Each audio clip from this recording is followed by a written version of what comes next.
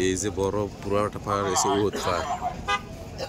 এই যে উহুদ পাহাড়, উহুদ পাহাড় হেন 70 জন সাহাবি যুদ্ধ করতে যে শহীদ হয়েছিল। এই যে শহীদের জায়গাটা। আর যে এই পাহাড়টা আছে এটা হচ্ছে পাহাড় রোমাত, রোমাত জাবেল রোমাত।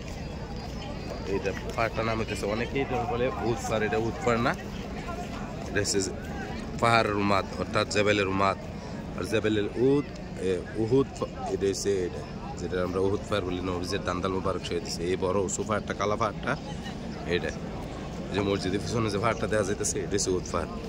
এখানে 70 জন সাহাবীর কবর শহীদ হয়েছে। এর ভিতরে মাঝখানে যে বড় কবরটা দেখা যাইতেছে এটা হচ্ছে হজরত আমির হামজা। যে হজরত আমির হামজা যে ইট দিয়ে নিশান দিয়ে রাখছে, হজরত আমির হামজা রাজা, এটা হজরত আমির হামজা ওইটা ইয়াটা ইট দিয়ে যে বেড়া দিয়ে রাখছে।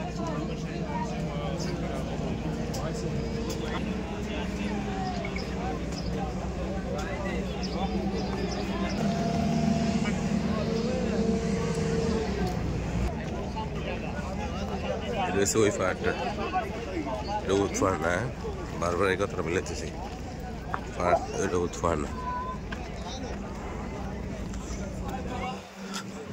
I guess I feel like our coach is gone.